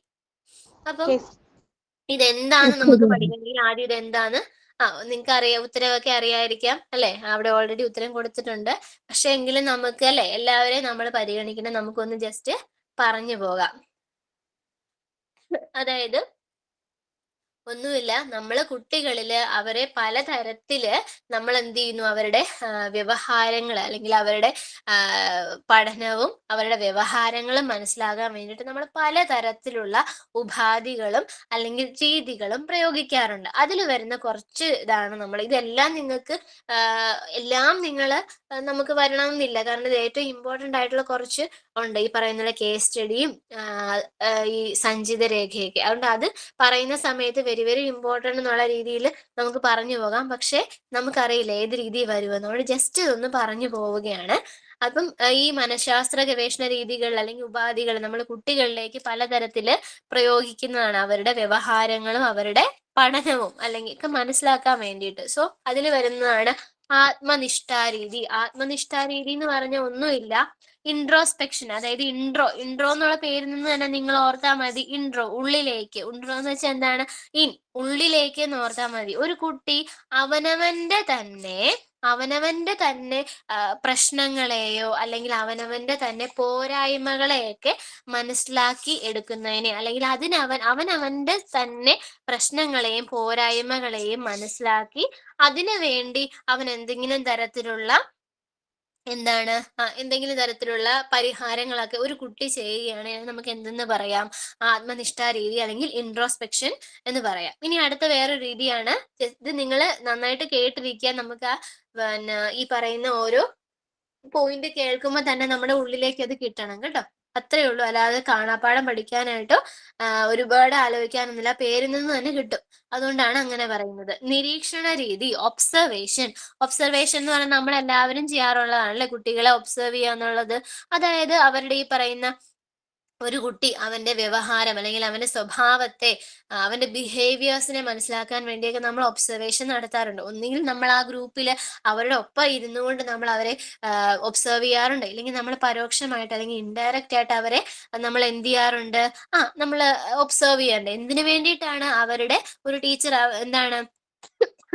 നമ്മുടെ ഒരു ക്വസ്റ്റ്യൻ ആണ്, പ്രീ പ്രൈമറി കുട്ടികളുടെ പ്രവർത്തനങ്ങൾ വിലയിരുത്തുന്നതിന് സ്വീകരിക്കാവുന്ന ഏറ്റവും അനുയോജ്യമായ രീതി ഏതായിരിക്കും? അതായത് പ്രീ പ്രൈമറി അപ്പൊ അവിടെ നമുക്ക് എന്തോ നിരീക്ഷണ രീതി.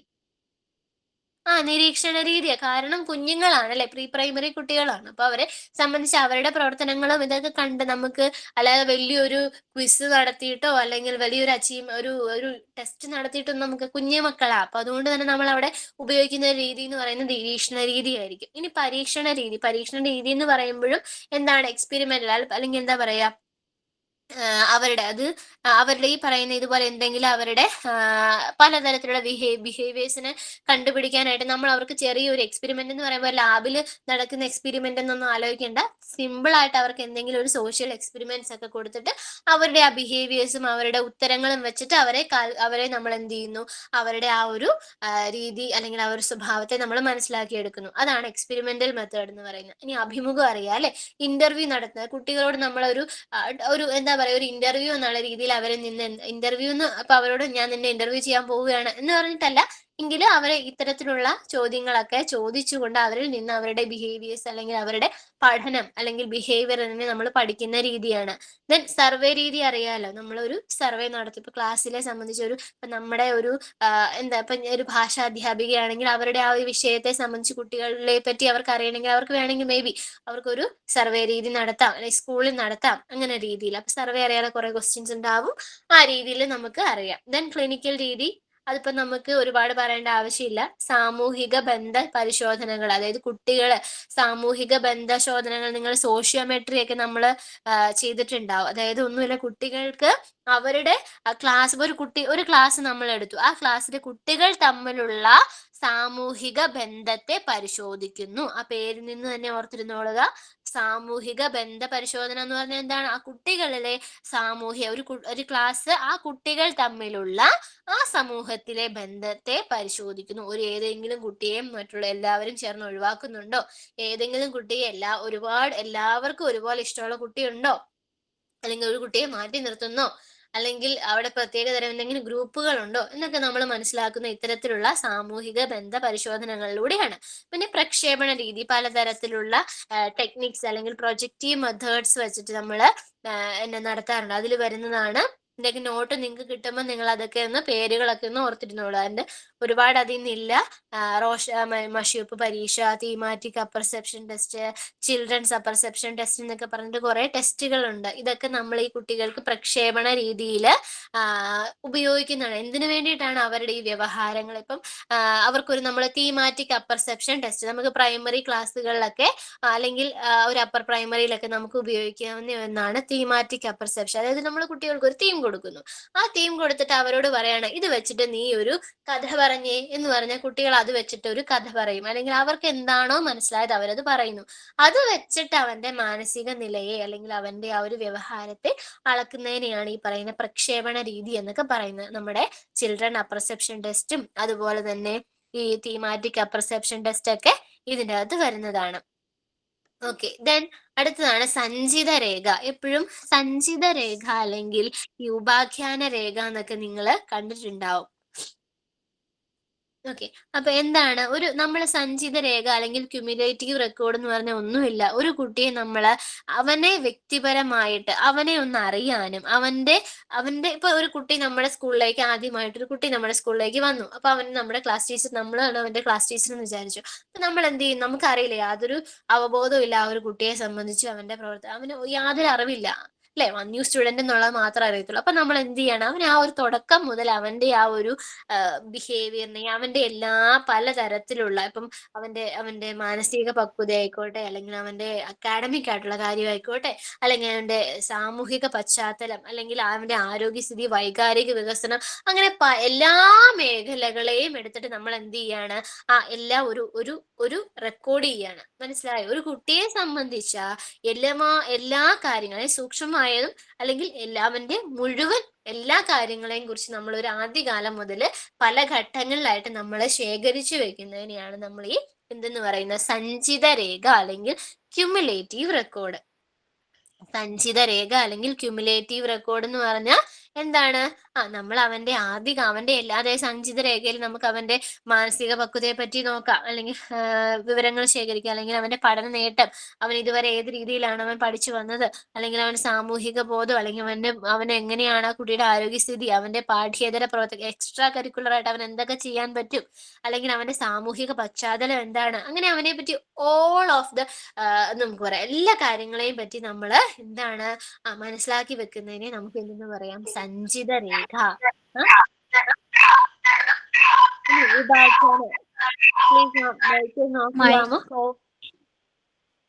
ഇനി നമ്മൾ പറയുന്നതാണ് ഉപാഖ്യാന രേഖ. അതായത് ഉപാഖ്യാന രേഖ എന്ന് പറഞ്ഞ ഒന്നുമില്ല, കുട്ടികളില് ഏതെങ്കിലും ഒരു സാഹചര്യത്തിൽ അവർക്ക് എന്തെങ്കിലും തരത്തിലുള്ള ഒരു സവിശേഷതമായിട്ടുള്ള ഒരു പ്രശ്നങ്ങളോ അല്ലെങ്കിൽ ഒരു സംഭവങ്ങളോ ഉണ്ടായാൽ അതിനെ നമ്മൾ എന്താണ് എഴുതി വെക്കുന്ന, അല്ലെങ്കിൽ എന്താണ് ശേഖരിച്ചു വെക്കുന്നതിനെയാണ് നമ്മൾ എന്തെന്ന് പറയുന്നത്? അവന്റെ പേര്, അല്ലെങ്കിൽ ആ പർട്ടിക്കുലർ സംഭവമോ അല്ലെങ്കിൽ ആ ഒരു പ്രശ്നമോ അതിനെപ്പറ്റി നമ്മളൊന്ന് റെക്കോർഡ് വെക്കുന്നതിനെ പറ്റിയാണ് ഉപാഖ്യാന രേഖ എന്ന് പറയുന്നത്. അപ്പൊ ഞങ്ങളെ പണ്ട് പഠിപ്പിച്ച സാറ് പറയുമായിരുന്നു, ഒന്നുമില്ല, സഞ്ചിത രേഖ എന്ന് പറഞ്ഞാൽ എന്താന്ന് മനസ്സിലായല്ലോ, അപ്പൊ ഉപാഖ്യാന രേഖ ഓർത്തിരുന്നാൽ മതി. ഇപ്പൊ ഒരു കുട്ടി പഠിക്കുന്ന സമയത്ത് അവന് എല്ലാ പ്രാവശ്യവും നല്ല മാർക്ക് മേടിക്കുന്നതാണ്, ഈ പ്രാവശ്യം അവൻ തോറ്റു, ആ വിഷയത്തിന് തോറ്റു എന്ന് വിചാരിച്ചു. അപ്പൊ എന്ത് ചെയ്യും? തീർച്ചയായിട്ടും വീട്ടിൽ നിന്ന് ഉപാഖ്യാൻ അല്ലെ ഉപ്പാനെ വിളിച്ചിട്ട് വരാൻ പറയും. അപ്പം വിളിച്ചിട്ട് വരുമ്പം അനക്ക് വീട്ടിൽ ചെല്ലുമ്പം തരാന്ന് പറയും. അപ്പം എന്താണ്? അപ്പൊ പെട്ടെന്ന് ഒരു സംഭവം ഉണ്ടായി, അപ്പം അതിനുള്ള ആ സമയത്തുണ്ടാകുന്ന എന്താ പറയുന്ന റെസ്പോൺസ് ആണ്, അല്ലെങ്കിൽ ആ ഒരു സമയത്തുണ്ടാകുന്ന കാര്യമാണ് ഈ പറയുന്ന അനക്ഡോട്ടൽ അല്ലെങ്കിൽ ഉപാഖ്യാന രേഖ. അല്ലെങ്കിൽ പ്രത്യേക സംഭവം ഉണ്ടായി, അവനത് എന്താണ് എന്തോ കാരണം കൊണ്ട് തോറ്റുപോയി. അപ്പൊ എന്ത് സംഭവിച്ചു? വീട്ടിൽ നിന്ന് ആളെ വിളിച്ചു, എനക്ക് വീട്ടിൽ തരാം എന്നുള്ള രീതിയിൽ പറയുന്ന, വീട്ടിൽ വരട്ടെ കാണിച്ചു തരാന്നല്ലേ പറയുന്നത്. അതുപോലെ തന്നെ പേരൻസ് പറയുന്ന പോലെ ഓർത്തിരുന്നോളാം.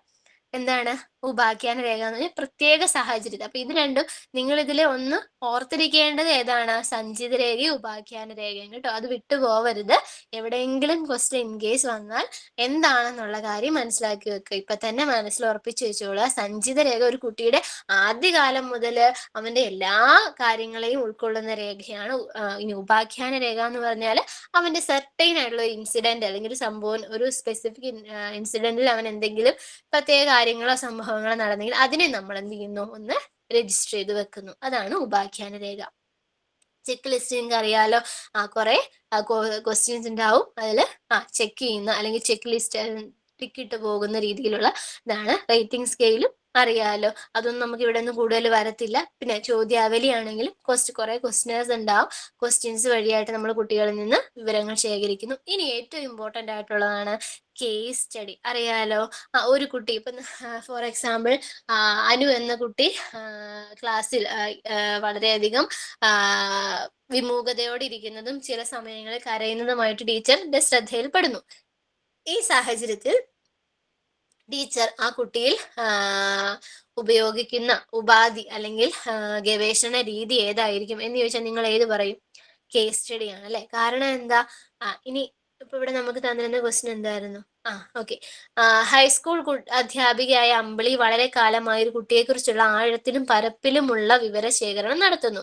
ഇവിടെ ഒരു കുട്ടി, അപ്പൊ ഒരുപക്ഷെ ഓർത്തോളാം നമ്മുടെ ക്ലാസ്സിൽ ഒരു കുട്ടിയാന്ന് വിചാരിച്ചോളാം. ഈ അമ്പിളി എന്ന് പറയുന്ന കുട്ടി വളരെ ബ്രില്യന്റ് ആയിട്ടുള്ള കുട്ടിയായിരുന്നു. ഈ കുറച്ച് നാളുകൊണ്ട് അവൾക്ക് എന്ത് സംഭവിച്ചു എന്ന് അറിയത്തില്ല. അവൾ വളരെ വിഷമത്തോടെയും ബുദ്ധിമുട്ടി ഇരിക്കുന്നതായിട്ട് നമ്മൾ ശ്രദ്ധിക്കപ്പെടുന്നു. അങ്ങനെ ആ ഒരു ശ്രദ്ധ വരുന്ന സമയത്ത് നമ്മൾ എന്ത് ചെയ്യും? അവളെ പറ്റി ഒന്ന് പഠിക്കുന്നു, അല്ലെങ്കിൽ ആ കുട്ടിയെ പറ്റിയുള്ള കാര്യങ്ങൾ അവളെ അങ്ങ് വന്ന് നിനക്ക് എന്നാ പറ്റിയെന്ന് അന്വേഷിക്കട്ടെ, ആ രീതിയിൽ പറഞ്ഞിട്ടല്ല, അവൾ അറിയാതെ തന്നെ അവളുടെ കാര്യങ്ങളൊക്കെ ചോദിച്ചറിഞ്ഞുകൊണ്ട് വളരെ കാഷ്വൽ ആയിട്ട് അവളോട് സംസാരിച്ചു അവളെ പറ്റി അറിഞ്ഞുകൊണ്ട്, അല്ലെ? നമ്മുടെ ഈ പറയുന്ന ഇപ്പോഴത്തെ സാഹചര്യത്തിൽ പല കൗൺസിലിങ്ങുകളിലൂടെയാണല്ലോ പല കാര്യങ്ങളും പുറത്തു വരുന്നത്, കുട്ടികളുടെ ഇടയിലെ പ്രശ്നങ്ങൾ. അത് പറഞ്ഞ പോലെ തന്നെ ഒരു അധ്യാപിക എന്താണ് കുട്ടിയുടെ പ്രശ്നം എന്ന് മനസ്സിലാക്കാൻ വേണ്ടിയിട്ട് അവളെ പറ്റി ഒന്ന് മുഴുവനായി ഹോളിസ്റ്റിക് ആയിട്ട് പഠിക്കുന്നതിന് നമുക്ക് എന്തെന്ന് പറയാം? ഒരു കേസ് സ്റ്റഡി എന്ന് പറയാം. ഓക്കെ, അപ്പൊ നിങ്ങൾക്ക് ഇന്ന് മനസ്സിലായെന്ന് ഞാൻ വിചാരിക്കുന്നു. കേസ് സ്റ്റഡി ഇമ്പോർട്ടന്റ് ആണ്, അത് പഠിച്ചു വെച്ചോളണം. ഓക്കെ, ഇനി അടുത്തതാണ് ക്രിയാഗവേഷണം എന്ന് പറയുന്നത്. ക്രിയാഗവേഷണം എന്ന് പറഞ്ഞാൽ കേസ് സ്റ്റഡി നമ്മൾ പറഞ്ഞു നമ്മൾ നമ്മുടെ കുട്ടിയിൽ നടത്തുന്നതാണെങ്കിൽ, ക്രിയാഗവേഷണം എന്താണ്?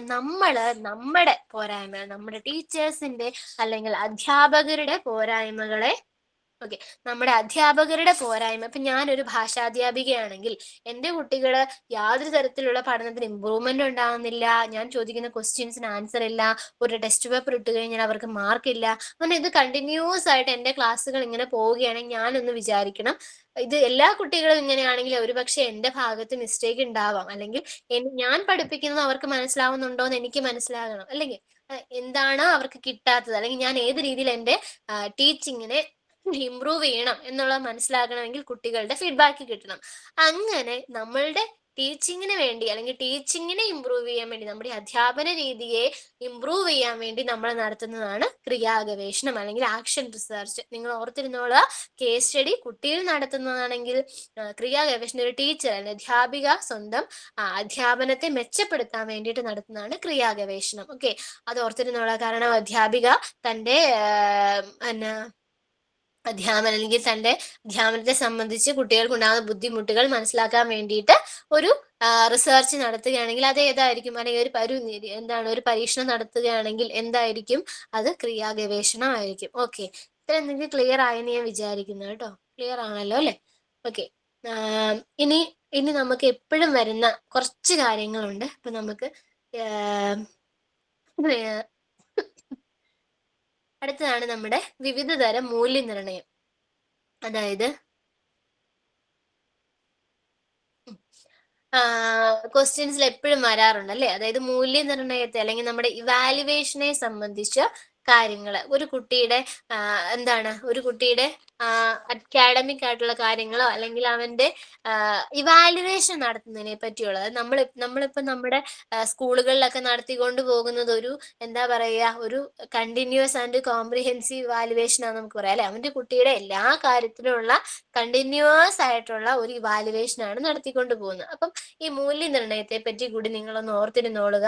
കാരണം ഇൻ കേസ് മൂല്യനിർണ്ണയത്തിൽ നിന്ന് ഒരു ക്വസ്റ്റ്യൻ വന്നു കഴിഞ്ഞാൽ ഓർത്തിരിക്കാലോ, അതിനു വേണ്ടിയിട്ടാണ്. ഓക്കെ, അപ്പൊ നോക്കിക്കേ, എന്താണ് മൂല്യനിർണ്ണയം അല്ലെ? വിവിധ തരം മൂല്യനിർണ്ണയത്തിൽ വരുന്നതാണ് സംരചന മൂല്യനിർണ്ണയവും ആത്യന്തിക മൂല്യനിർണ്ണയം. അതായത് സംരചന എന്ന് നിങ്ങൾ ആലോചിക്കേണ്ട, എന്താണ് ഒരു കാര്യം നമ്മൾ ഇതൊക്കെ ഒരേ സമയം അധ്യാപകനും വിദ്യാർത്ഥിക്കും ഫീഡ്ബാക്ക് നല്ല നമ്മുടെ ക്ലാസ്സിൽ പഠിപ്പിച്ചുകൊണ്ടിരിക്കുകയാണ്. അപ്പം അധ്യാപകൻ ഇപ്പൊ നിങ്ങൾക്ക് ഞാനൊരു ക്വസ്റ്റ്യൻ ആയിട്ട് തന്നെ ചോദിക്കാം. ഒരു അധ്യാപകൻ ക്ലാസ്സിൽ പഠിപ്പിച്ചുകൊണ്ടിരിക്കുന്ന സമയത്ത് തന്നെ കുട്ടികളോട് ചോദ്യങ്ങൾ ചോദിക്കുകയും വേണ്ട ഫീഡ്ബാക്ക് അല്ലെങ്കിൽ പ്രതിപുഷ്ടി നേടുകയും ചെയ്യുന്നു. ഈ അധ്യാപകൻ ഇവിടെ ഉപയോഗിക്കുന്ന മൂല്യനിർണ്ണയ ഉപാധി ഏതാണ്? എന്താണ് എന്നൊരു ക്വസ്റ്റ്യൻ വന്നു കഴിഞ്ഞാൽ അത് ഏതാണ്? സംരചന മൂല്യനിർണ്ണയം അല്ലെങ്കിൽ ഫോർമേറ്റീവ് ഇവാലുവേഷൻ ആണ്. നിങ്ങൾക്ക് ക്ലിയർ ആണെന്ന് ഞാൻ വിചാരിക്കുന്നു. അപ്പൊ നമ്മളാണെങ്കിൽ തന്നെ ഒരു കാര്യം പഠിപ്പിക്കുമ്പോൾ അവർക്ക് പലതരത്തിൽ നമ്മൾ അതിന്റെ അസൈൻമെന്റുകളും സെമിനാറുകളും അവരെ കൊണ്ട് എഴുതിപ്പിക്കാറുണ്ട്, അല്ലെങ്കിൽ നമ്മൾ അവർക്ക് പല കാര്യങ്ങളും ഇങ്ങനെ കൊടുക്കാറുണ്ടല്ലോ. അപ്പൊ അതൊക്കെ എന്തിനു വേണ്ടിയിട്ടാണ്? പഠിക്കുന്ന കാര്യം അവർക്ക് കിട്ടുന്നുണ്ടോ, അല്ലെങ്കിൽ ആ ഒരു ഫീഡ്ബാക്കിന് വേണ്ടിയിട്ട്. അപ്പൊ നമ്മൾ നിരന്തരം ചെയ്യുന്ന കാര്യമാണല്ലോ. അപ്പൊ കണ്ടിന്യൂസ് ആയിട്ട് ചെയ്യുന്ന ആ ഒരു അല്ലെങ്കിൽ ആ ഒരു പ്രോസസ്സാണ്, അല്ലെങ്കിൽ ആ ഒരു രീതിയാണ് എന്തെന്ന് പറയുന്ന സംരചന മൂല്യനിർണ്ണയം. ഒരേ സമയം നമുക്ക് ഫീഡ്ബാക്ക്, ഒരു ക്ലാസ്സിൽ അധ്യാപകൻ ഇരിക്കുന്നു, അപ്പപ്പോ കുട്ടികൾക്ക് വേണ്ട നിർദ്ദേശങ്ങളും ഫീഡ്ബാക്കുകളും മേടിക്കുന്നു. ആ ഒരു രീതിയാണ് എന്തെന്ന് പറയുന്നത് ഈ പറയുന്ന ഫോർമേറ്റീവ് അല്ലെങ്കിൽ സംരചന മൂല്യനിർണ്ണയം. ഇനി എന്താണ് അതുപോലെ തന്നെ പോരായ്മകളെ നമ്മൾ ഇപ്പൊ എന്തെങ്കിലും പോരായ്മകൾ ഉണ്ടെങ്കിൽ എന്ത് സംഭവം നമ്മൾ അപ്പോൾ എന്ത് ചെയ്യുന്നു? പരിഹരിച്ചു കൊടുക്കുന്നു, നിരന്തരമായി നടക്കുന്നു. അത്രയും കാര്യങ്ങൾ ഓർത്തിരിക്കുക. അപ്പൊ നേരെ ഓപ്പോസിറ്റ് ഓർത്താൽ മതി. ഇപ്പൊ ഇവിടെ നിരന്തരമാണെങ്കിൽ ഈ പറയുന്ന ആത്യന്തിക മൂല്യനിർണ്ണയം എന്ന് പറഞ്ഞാൽ എന്തായിരിക്കും? ഒരു യൂണിറ്റിന് ശേഷമോ അല്ലെങ്കിൽ ഇയർ എൻഡിന് ശേഷമോ നമ്മൾ നടത്തുന്ന ഒരു എക്സാം എന്ന് ഓർത്തു. ഇവിടെ പേരിൽ നിന്ന് തന്നെ നിങ്ങൾ ഓർത്താൽ മതി. സമ്മേറ്റീവ് എന്ന് പറഞ്ഞാൽ സബ്മിറ്റ് ചെയ്യാന്ന് ഓർക്കുക. സബ്മിറ്റ് ചെയ്യാന്ന് വെച്ചാൽ എന്താ? ഒരു കാര്യം ചെയ്ത് കഴിഞ്ഞ് എല്ലാം കംപ്ലീറ്റ് ആയി കഴിയുമ്പോഴാണ് നമ്മൾ പ്രോജക്റ്റും എല്ലാം സബ്മിറ്റ് ചെയ്യുക. അതുപോലെ ഈ പറയുന്ന എല്ലാ കാര്യങ്ങളും പഠനത്തിന് ശേഷം അല്ലെങ്കിൽ നമ്മൾ അതിനെ വിലയിരുത്താൻ വേണ്ടിയിട്ട് ഒരു കാര്യം സബ്മിറ്റ് ചെയ്യുന്നു. അതിനെയാണ് എന്തെന്ന് പറയുന്നത്? ആത്യന്തിക മൂല്യനിർണ്ണയം. നമ്മൾ ഒരു കാര്യം സബ്മിറ്റ് ചെയ്യുന്നു. ആ സബ്മിറ്റീവ് എന്നുള്ളത് നിങ്ങൾ സബ്മിറ്റ് എന്ന് ഓർക്കുക. അതായത് ഒരു കാര്യമെല്ലാം ചെയ്തു കഴിഞ്ഞതിന് ശേഷം, പഠനത്തിന് ശേഷം നമ്മൾ എന്ത് ചെയ്യുന്നു? ഇതിനെ വിലയിരുത്തുന്നു. അതാണ് ആത്യന്തിക മൂല്യനിർണ്ണയം അല്ലെങ്കിൽ സമ്മേറ്റീവ് ഇവാലുവേഷൻ. ക്ലിയർ ആണോ? ക്ലിയർ ആണ്. ഓക്കെ. അപ്പം ഇത്രയും കാര്യങ്ങൾ ഇത് നമ്മുടെ എപ്പോഴും തന്നെ ഈ പറയുന്ന എന്താ ക്വസ്റ്റ്യൻസിൽ വരുന്ന കാര്യങ്ങളാണ്. അതുകൊണ്ട് നിങ്ങൾ ആ ഒരു കാര്യം ഓർത്തിരുന്നോളുക, പഠിച്ചോളുക. പിന്നെ അതുപോലെ തന്നെ വരുന്ന മറ്റൊന്നാണ് നമ്മുടെ നിങ്ങൾ എപ്പോഴും പഠിച്ചിട്ടുണ്ട് ടീച്ചറെ സമ്മേറ്റീവ് ഇവാലുവേഷൻ ഒന്നുകൂടെ പറയൂ. സമ്മേറ്റീവ് എന്ന് പറയുമ്പോൾ സംരചന, ഫോർമേറ്റീവ് മനസ്സിലായോ? മനസ്സിലായി. സമ്മേറ്റീവ് എന്ന് പറയുമ്പോൾ ഞാൻ പറഞ്ഞില്ലേ, നമ്മളെ സമ്മേറ്റീവ് എന്ന് പറയുമ്പോൾ സബ്മിറ്റ് എന്ന് ഓർത്താൽ മതി. അതായത് നമ്മളെല്ലാം ഒരു പാഠം ഒരു നമ്മുടെ പഠനത്തിന് ശേഷം അല്ലെങ്കിൽ നമ്മള് പഠനത്തിന്റെ എല്ലാം ശേഷം നടത്തുന്ന ഒരു മൂല്യനിർണ്ണയം. ഇപ്പൊ ഞാൻ പറഞ്ഞത് ഇയർ എൻഡ് എക്സാം, നമ്മുടെ ഇയർലി എക്സാംസ് ഒക്കെ ഉണ്ടല്ലോ, അതൊക്കെ സമ്മേറ്റീവ് എക്സാംസ്. അപ്പം പഠനത്തിന് ശേഷം ആ കുട്ടിയുടെ പഠനത്തിന്റെ നിലവാരത്തെ വിലയിരുത്താൻ വേണ്ടിയിട്ട് നമ്മൾ നടത്തുന്നതിനെയാണ് സമ്മേറ്റീവ് എക്സാം. അപ്പൊ അതുകൊണ്ടാണ് ഞാൻ സബ്മിറ്റ് ചെയ്യാന്നുള്ള രീതിയിൽ നിങ്ങളെ ഒന്ന് ആ ഒരു രീതിയിൽ ഒന്ന് കണക്ട് ചെയ്തോട്ടെ എന്ന് ഓർത്ത് പറഞ്ഞതേ ഉള്ളൂ കേട്ടോ. അപ്പം ഒരു പഠനത്തിന് അല്ലെങ്കിൽ നമ്മുടെ ആ ഒരു എല്ലാ പഠനത്തിനെയും അവസാനം നമ്മൾ അതിനെ കുട്ടിയുടെ പഠനത്തെ വിലയിരുത്തുന്നതിനെയാണ് നമ്മൾ ആത്യന്തിക മൂല്യനിർണ്ണയം അല്ലെങ്കിൽ സമ്മേറ്റീവ് എന്ന് പറയുന്നത്. ക്ലിയർ ആണോ? ക്ലിയർ ആണ്. ഒരു ഡൗട്ട് ടീച്ചറെ, ഈ ഒരു യൂണിറ്റ് കഴിഞ്ഞെടുക്കണതും സമ്മേറ്റീവ് ആണോ? ഒരു യൂണിറ്റ് ടെസ്റ്റുകൾ ഒരു യൂണിറ്റ് കഴിഞ്ഞിട്ട് എടുക്കുന്നത് നമുക്ക് പറയാം സമ്മേറ്റീവ് എന്ന് പറയാം. അതെ അല്ലേ? Okay, thank you. അപ്പം ഇനി ഒരു ചെറിയൊരു നമ്മുടെ സമയം ഒരു ചെറിയൊരു കാര്യം കൂടെ പറയാൻ പറ്റുന്നുണ്ട്. കാരണം നമ്മുടെ ക്വസ്റ്റ്യൻസിൽ എപ്പോഴും വരുന്നതായിരിക്കും. ക്വസ്റ്റ്യൻസും കൂടെ ഡിസ്കസ് ചെയ്യുമ്പം സമയം, അതുകൊണ്ടാണ് എക്സാമ്പിളും ക്വസ്റ്റ്യൻ പോലെ പറഞ്ഞു പോകുന്നത് കേട്ടോ. നമുക്ക് എപ്പോഴും വരുന്ന ഒരു ഭാഗമാണ്. ടീച്ചറെ, ഈ ഒരു യൂണിറ്റ് കഴിഞ്ഞെടുക്കുന്നത് നമുക്ക് ഫോർമേറ്റീവ് ഇവാലുവേഷൻ അല്ലേ, സമ്മേറ്റീവ് അല്ലല്ലോ? അതായത് ഞാൻ പറഞ്ഞില്ലേ, നമ്മള് ക്ലാസ്സിൽ അപ്പോൾ മേടിക്കുന്ന ഫീഡ്ബാക്ക് ആയിട്ട് നമ്മൾ പലതരത്തിലുള്ള ടെസ്റ്റുകൾ ഇടും. അത് ഫോർമേറ്റീവ് ആയിട്ട് എടുക്കാം. അല്ലാതെ ഒരു യൂണിറ്റിന് ശേഷം അല്ലെങ്കിൽ ഇയർ എൻഡിൽ വരുന്നത് നമുക്ക് സമ്മേറ്റീവില് പറയാം.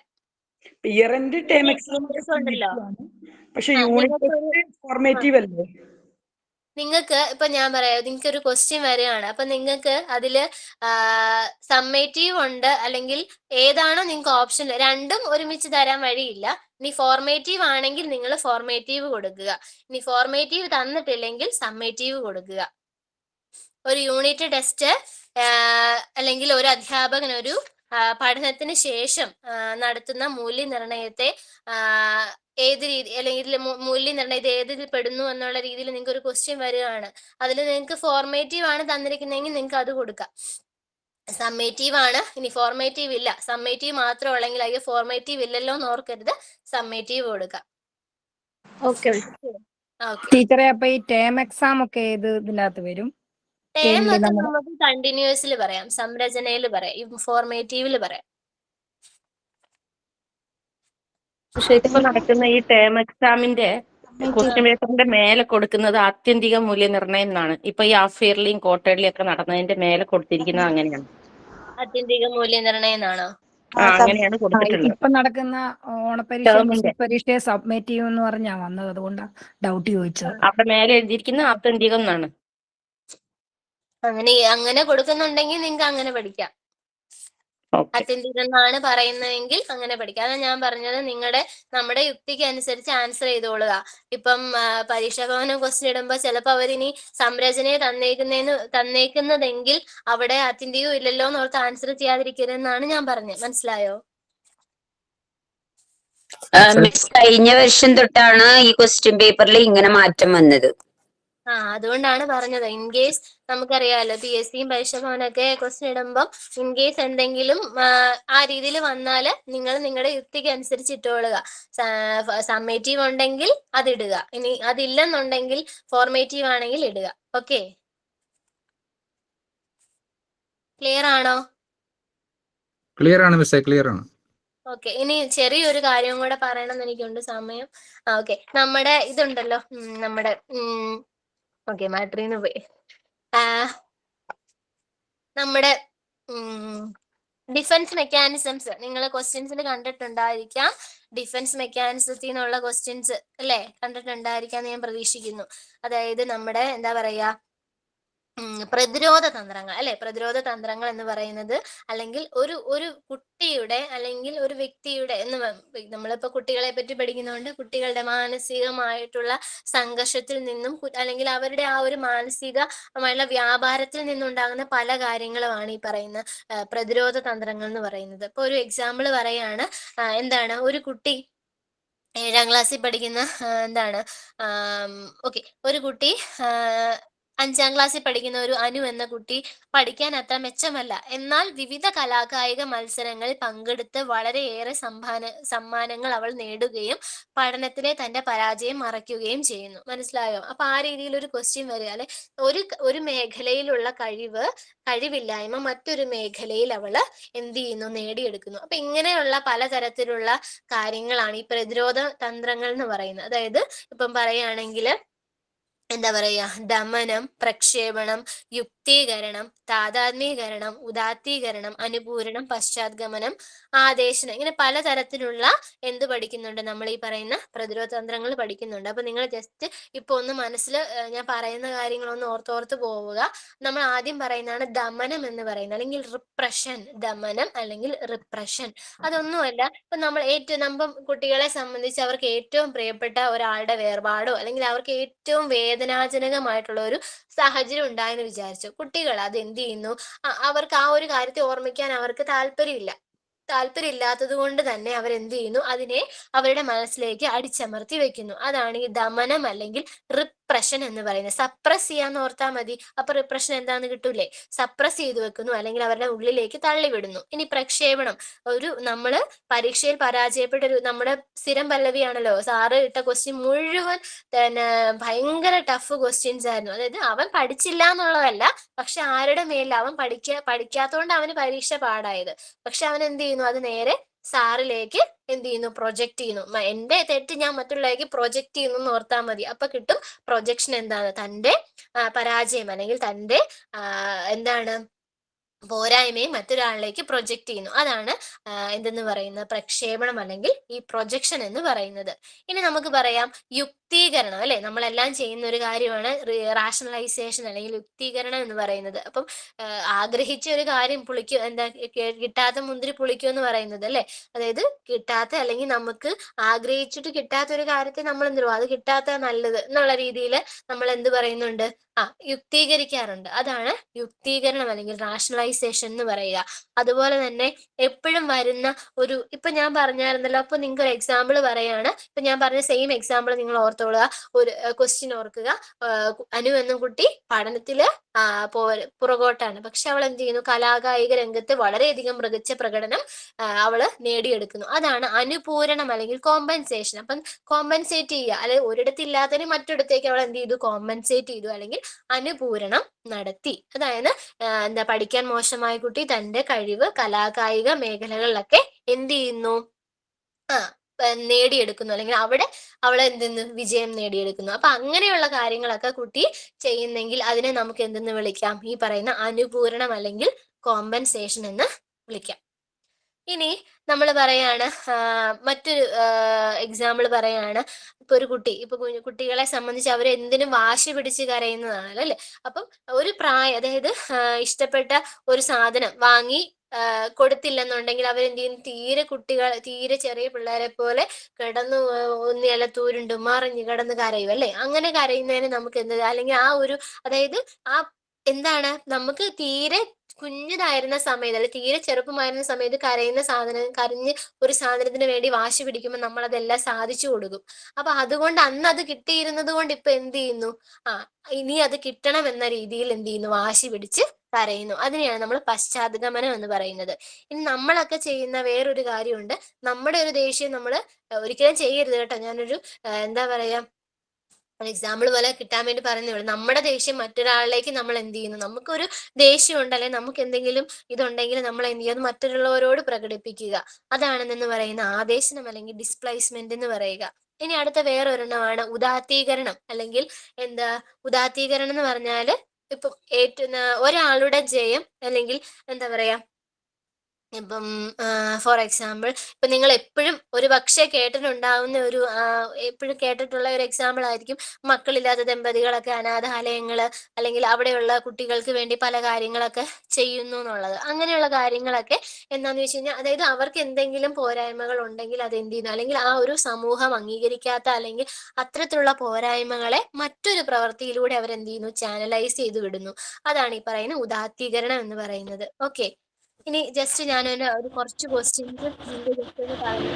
സമയമില്ലാത്തതുകൊണ്ട് പെട്ടെന്ന് ഓടിച്ചെന്ന് പറഞ്ഞ് ഞാൻ പോയത് കേട്ടോ.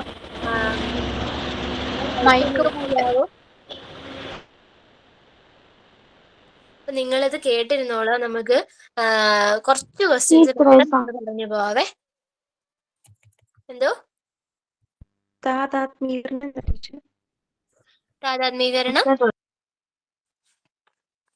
എന്തോ താതാത്മീകരണം എന്താണ്? ഞാൻ പറയാം. രണ്ട് ക്വസ്റ്റ്യൻ ഞാനിപ്പോ അതിന്റെ ക്വസ്റ്റ്യൻ പറയാം, ഒന്ന് വെയിറ്റ് ചെയ്യൂ. 7ാം ക്ലാസ്സിൽ പഠിക്കുന്ന ലൈല, ഇപ്പൊ ഞാൻ ഓൾറെഡി പറഞ്ഞില്ലേ, ഇപ്പൊ ഒരു എക്സാമ്പിൾ ഇവിടെ പറഞ്ഞാണ്. 7ാം ക്ലാസ്സിൽ പഠിക്കുന്ന ലൈല എന്ന കുട്ടി തനിക്ക് ഇഷ്ടപ്പെട്ട പാവ അച്ഛൻ വാങ്ങി നൽകാതെ വന്നപ്പോൾ കടയിൽ ഒരു കൊച്ചുകുട്ടിയെ പോലെ പൊട്ടിക്കരയുന്നു. അതെന്താണ്? പശ്ചാത്തഗമനം അല്ലെ. നമുക്ക് പണ്ടെന്നോ സാധിച്ചു കിട്ടിയിരുന്നു, അതുകൊണ്ട് നമ്മൾ വീണ്ടും അത് ആവർത്തിക്കുന്നു. ഇനി താതാത്മീകരണം എന്ന് പറഞ്ഞാല് ഇപ്പം എന്താണ്, നമ്മളിൽ വളരെ ക്രിക്കറ്റ് പ്രേമിയായിട്ടുള്ള ഒരാളാണെന്ന് വിചാരിച്ചു. ഒരു ക്വസ്റ്റ്യൻ പറയാം, ക്വസ്റ്റ്യൻസ് പറയാതായിരിക്കും നല്ല. 5ാം ക്ലാസ്സിൽ പഠിക്കുന്ന അനു എന്ന കുട്ടി അത് ഞാൻ ഓൾറെഡി പറഞ്ഞല്ലേ, പഠനത്തിൽ മെച്ചമല്ല, അവൾ എന്ത് ചെയ്യുന്നു, അത് ഗംഗ നാഗവല്ലിയായി മാറുന്നത് എന്നുള്ള താതാത്മീകരണത്തിന് ഉദാഹരണം പറഞ്ഞു. താതാത്മീകരണം. അതെന്താണ്? ഓക്കെ. എന്താണ് അപ്പം അത് നിങ്ങൾക്ക് ഞാൻ പറയുന്ന ഒരു സാധനം കിട്ടിയല്ലോ, അത് വെച്ച് നിങ്ങൾക്ക് ഇഷ്ടമുള്ള അല്ലെങ്കിൽ നമുക്ക് മനസ്സിലാവുന്ന അറിയാവുന്ന 10 എക്സാമ്പിൾസ് ഓർത്ത് വെച്ചോളാം. അപ്പൊ കാര്യം വിട്ടുപോകില്ലല്ലോ. ഓക്കെ. അപ്പൊ 5ാം ക്ലാസ്സിൽ പഠിക്കുന്ന ഒരു കുട്ടി പ്രതിരോധ തന്ത്രങ്ങൾ ഏതൊക്കെയാണെന്നുള്ളതൊന്ന് കാണിക്കൂ, എഴുതിയത് കാണിക്കൂ. ഓക്കെ. അത് ഞാന് അതും കൂടെ ഷെയർ ചെയ്യാനായിട്ട് ഞാന് എടുക്കാനുള്ള സമയമില്ല, അതുകൊണ്ടാണ് ഞാനിപ്പോ ക്വസ്റ്റ്യൻസ് പറയാൻ പോയത്. ഓക്കെ. അതുകൊണ്ടാണ് ഞാൻ അത് അടുത്തത് വേണം നമുക്ക് ഒരു ക്ലാസ് കൂടെ എടുക്കാനുണ്ടെങ്കിൽ. എങ്ങനെയുണ്ടായിരുന്നു നിങ്ങളുടെ ക്ലാസ്? നിങ്ങൾക്ക് ഉപകാരപ്പെട്ട ആരെങ്കിലും ഒരാളൊന്ന് മൈക്ക് ഓൺ ആക്കി പറയാമോ?